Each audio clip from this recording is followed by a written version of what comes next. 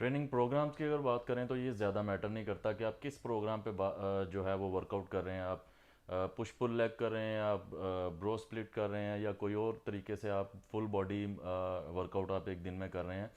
अगर तो आपको लगता है कि आप मुनासिब वॉल्यूम अच्छे वार्म अप के बाद क्लोज टू फेलियर इंटेंसिटी पे ट्रेन कर रहे हैं तो डेट्स इनफ। तो दूसरा, आपकी स्लीप ऑन पॉइंट है, आपका प्रोटीन इनटेक ऑन पॉइंट है। आप दिन में एक बार ट्रेन करते हैं या दो बार ट्रेन करते हैं। कुछ लोग पूछते हैं कि दिन में दो बार ट्रेनिंग करना कैसा है। तो अगर तो आपकी इतनी स्लीप है, आपका इतना प्रॉपर प्रोटीन इनटेक है, आपकी आपकी फुल टाइम जॉब ही बॉडी बिल्डिंग, आपको लगता है कि आप दो टाइम जो है वो ट्रेनिंग करने के बाद अच्छे से रिकवर कर सकते हैं, तो इट डजेंट मैटर। तो पर्सनली अगर मैं अपना ट्रेनिंग प्लान बताऊं तो मैं शुरू से ही स्प्लिट करता आया हूँ।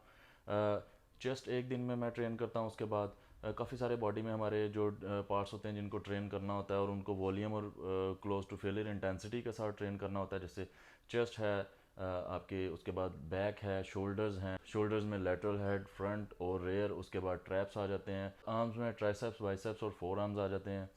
और आपके लेग्स में काफ़ी सारे पार्ट्स होते हैं, कॉर्डिसेप्स हैं, हैमस्ट्रिंग्स हैं, ग्लूट्स हैं, अडक्टर अबडक्टर्स हैं, काव्स हैं। तो ये बड़े मसल ग्रुप्स होते हैं जिनको ट्रेन करना होता है। तो मेरा तरीका ये है कि मैं एक दिन में चेस्ट करता हूँ, फिर next day back, next day फिर ट्राइसेप्स बाइसेप्स और उसके साथ फोर आर्म्स, नेक्स्ट डे फिर शोल्डर्स में लेटरल, फ्रंट और रेयर और उसके साथ जो है वो ट्रैप्स को ट्रेन करता हूँ। उसके बाद लेग्स में कॉर्डिसेप्स, हैमस्ट्रिंग्स, ग्लूट्स, अडक्टर्स अबडक्टर्स और उसके बाद जो सिक्स डे होता है उसमें एब्स और ओब्लिक्स और उसके साथ काफ्स को ट्रेन करता हूँ। तो इन सारे पार्ट्स को हमें ट्रेन करना होता है। तो मैं इस तरीके से करता हूँ कि मुझे अगर तो मैं दो मसल ग्रुप्स बड़े जैसे पुश पुल लेग अगर करूँ तो मुझे लगता है कि मैं उस वॉल्यूम तक नहीं पहुँच पा रहा। मतलब मुझे तीन चार एक्सरसाइजेज जो हैं आप कह लें कि वार्म अप करने में ही निकल जाते हैं। मैं अपना क्लोज टू फेलियर इंटेंसिटी तीन चार एक्सरसाइजेज में हिट नहीं कर सकता। तो मैं उसमें मैं कम से कम 6 से 7 एक्सरसाइजेज करता हूँ एक पार्ट की, ताकि मैं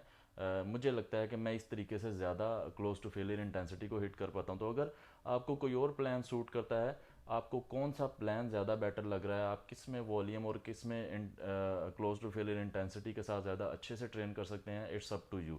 तो इसमें ऐसी कोई रॉकेट साइंस नहीं है। तो आप जैसे भी चाहें अपने वर्कआउट प्लान को अपने अकॉर्डिंगली एडजस्ट कर सकते हैं। आपको जस्ट मुनासिब वॉल्यूम और क्लोज टू फेलियर इंटेंसिटी, मुनासिब स्लीप और प्रोटीन इनटेक का ख्याल रखना है, बाकी ऑल गुड।